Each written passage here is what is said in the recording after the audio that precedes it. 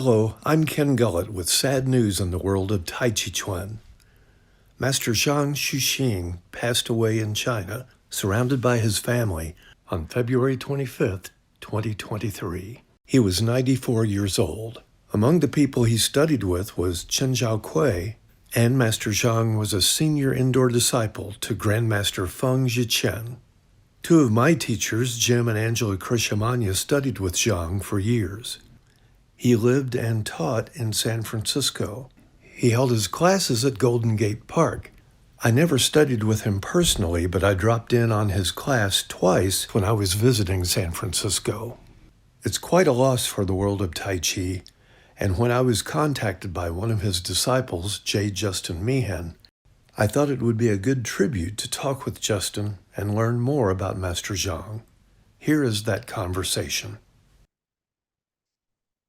Well, thank you for being with me, Justin, and I'm really sorry to hear about your teacher. Tell me about your relationship with him. Well, Ken, I've been studying with Master Zhang for 33 years.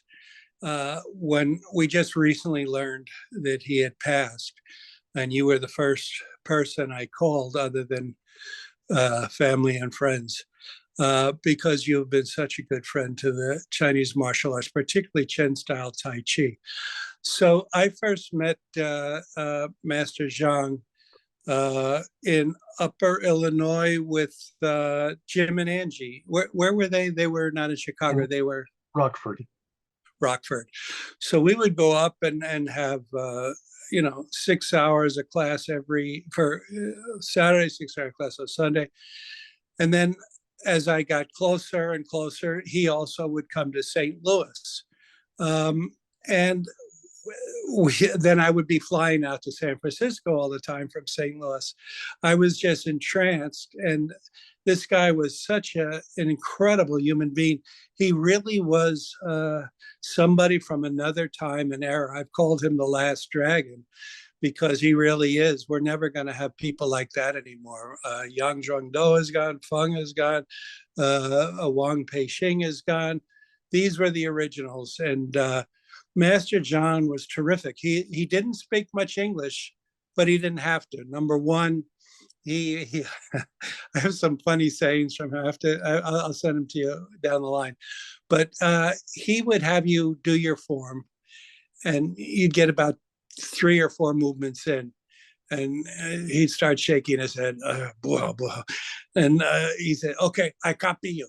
And then, he would do some kind of crazy imitation, exaggerating whatever foolish mistake you were making, so much so that you would seldom make it again. He was a great, great teacher.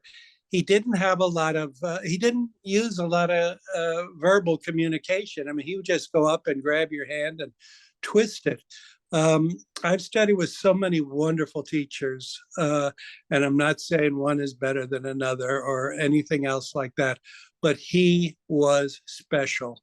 Number one, he originally studied the original style of 83, the Xinjia, from Feng. Feng went through all kinds of changes. So Feng then made a 48 form. If you studied the 83, yeah, it would help. But, it'd be like every time you reach the fork in the road, you remember, well, in 83, I went this way, and 48, I went that way. And that was a little bit difficult, but it enabled him to, I guess, put Feng's personal stamp on the Tai Chi that he was teaching. Zhang did that when he did the 48. I started studying with Master Zhang in 1991. I had studied with Feng in 1981. I spent 10 years looking for a teacher, and then I found Zhang. He was old school. There was nothing, I mean, all his students were talking about what a nice, lovely man he was. I mean, he would take a stick and hit me with it sometimes when I would take private classes. I loved the old dude, but we had our share of problems. He had no social graces whatsoever, but he had a warm heart. I remember when we would have a dinner or something in San Francisco, he'd be up and out of his chair and going to the front door. He wouldn't sit down until every last person came in. And, if somebody was having difficulty, or as a guy or a girl, he would hold their hand and say, don't be anxious. Don't be anxious. Uh, I love the old man, but I can't say that I didn't have difficulties. He was just almost, he gained social graces as time went on, and he was surrounded by wonderful students. They really kept a nice, close family feeling. Anybody could enter. He had his classes on Saturdays and Sundays, and he would go through the entire curriculum. On Saturdays, he would do all the Chan or silk reeling exercises. There are about 30 of them, and he would do each one 9 times. And then he would do the form. On Sundays, he would do Qigong. It was the Hanyuan, it was the 24 movement Qigong, not the 12.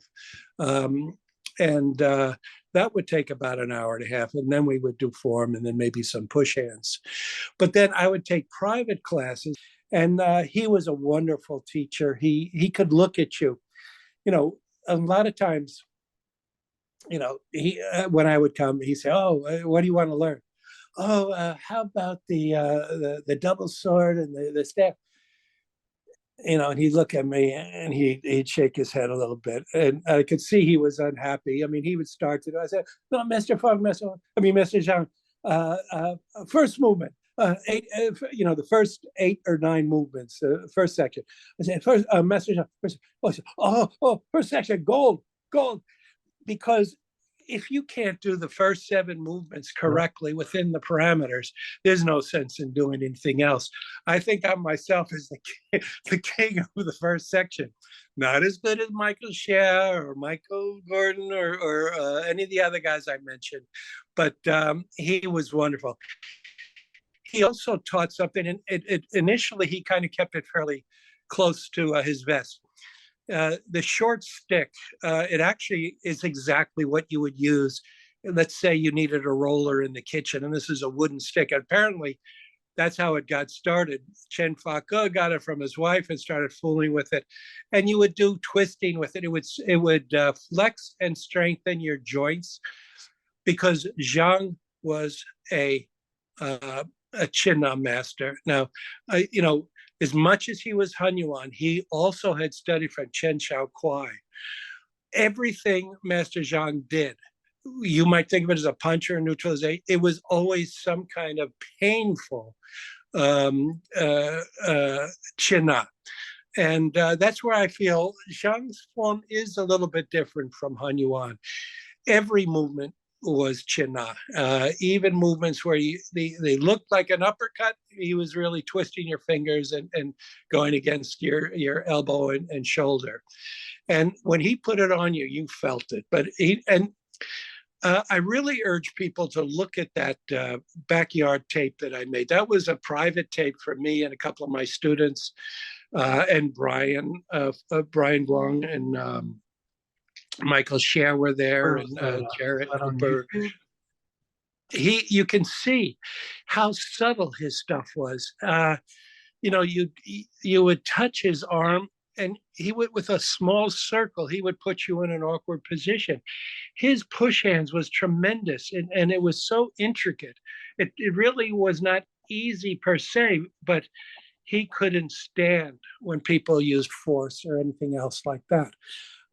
And I myself was somewhat taken aback when I went to China for the Hanyuan Convention, International Get Together, and they had a push hand tournament in 2011. My student participated, Tiger. And before they started, the daughter came out and said, "We have a new rule. If you are practicing and you feel it is becoming too difficult, then you wish to drop out, it's okay." When I was there, people were going back and forth to the hospital, being carried. It was ruthless. It was the worst I'd ever seen. Feng was like trying to grasp smoke. Honest to God, I've never felt anything like that. And I just couldn't believe that his entire students, nobody got that. Feng was soft, only soft. The only people I've ever met that soft were well, Ben Low, maybe, Liang Shouyu, William Chen, and I'm sure Oh, you'd be in there somewhere. yeah. But you I know, doubt it. But so you say Zhang didn't quite have that? no, Zhang, he wouldn't even watch. If you started pushing it, he just make horns like you were a cow or something. He refused to allow that to continue. When Zhang did it, the touch was so light, but with a simple twist and a shift, you're suddenly off the way. It wasn't like he dragged you into it. It was like, watch that backyard tape. You'll get a good, I mean, Well, where do I that was find Master that Zhang. tape? Where do I Huh? find that tape? Let me see. I just recently wrote something. Oh yeah, it's look on J. Justin Meehan, YouTube. This was something that was not supposed to be public at all. It was a private class for his senior students, and you get a chance to see what kind of a teacher he was. I studied with the Last Dragons, with Feng and Yang Zhengdou and Zhang. Uh, and not many people are around who study with Chen Zhaokui. He was kind of the gold standard of the Xinjia, and that came through very clearly with Master Zhang.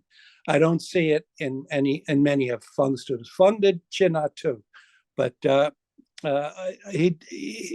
was really good at neutralization, and if he wanted to, blowing you away.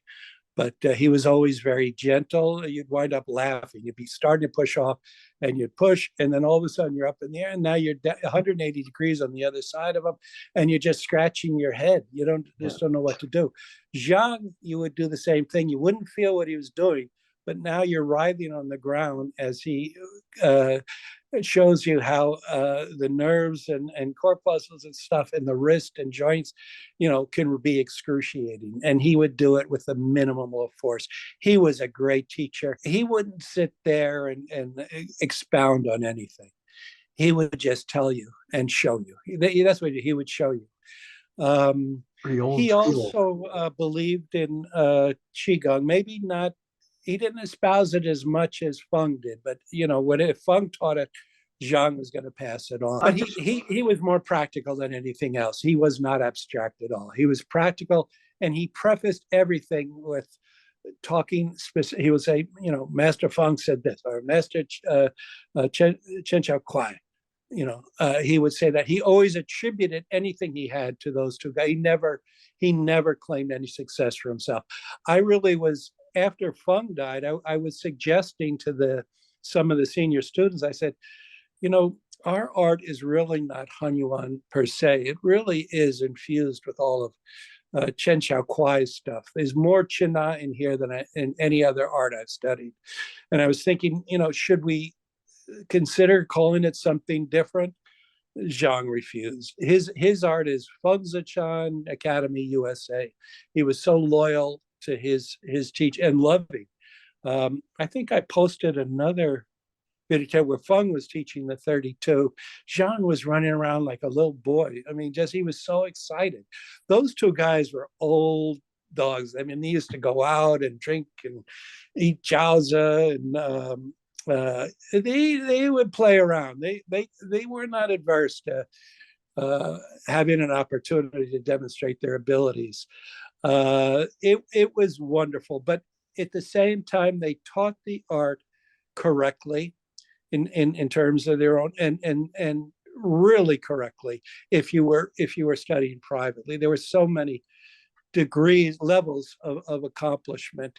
And I'm not saying he was better than anyone else, but he was different and unique. If you go to I have a couple of videos I put up of Feng and Zhang on YouTube under J. Justin Me, and you go there. There's one whole like it's about a 45-minute workshop in his back. It's what's funny is we would do it in his backyard. I hope I'm not going to embarrass anybody. And after about 2 or 3 hours of being thrown around and trying to do the form correctly, you might ask to go in and I got to use the bathroom. Well, he had a little wooden bucket over in the corner with a stomper on top, and he would just point there. You go over and urinate, and then put the thing back. I mean, he was old school. Well, thanks for talking to me about Master Zhang. It's a loss to the Tai Chi world, and It really it's a loss is. to you personally, I'm sure. Yeah, and thank you for being caring enough to, Zhang was kind of very quiet. He didn't popularize his art at all. It was the students who did that. He was very comfortable just with what he had. You've done such a great job. I listen to your stuff over and over again. Everybody on there, for the most part, has something interesting to say. But I definitely wanted to talk to you and to give you an opportunity to pass it along. Thank you for interviewing me. I would certainly say that other people such as Michael Dorgan and Brian Guan and Michael Xie and Kai would probably be more wonderful people to talk to, but I just can't keep my mouth shut. And that's my teacher of 33 years. I'm done. That's a shame. Crying. And now I just feel that grief is no longer the proper response. The proper response is, hey, double up, work harder, practice hard, talk to people like you. Teaching. You have brought so many people together. We can learn together. Everybody has something worthwhile, and I just don't want Master Zhang to get past without the general public being aware of what a wonderful last dragon he was. Great to say that. All right. Thank you, Justin. Thank you. Be well. I'm going to try to see you. I am going to try to get over there. I really want to meet you. And even if it's just for a little while, drive by, we can move around a little bit and then have a beer and then I'll go home. All right. God bless you. Sounds Keep up good. the great work. And thank you for taking the time on behalf of Master Zhang and his students. Thank you. God bless.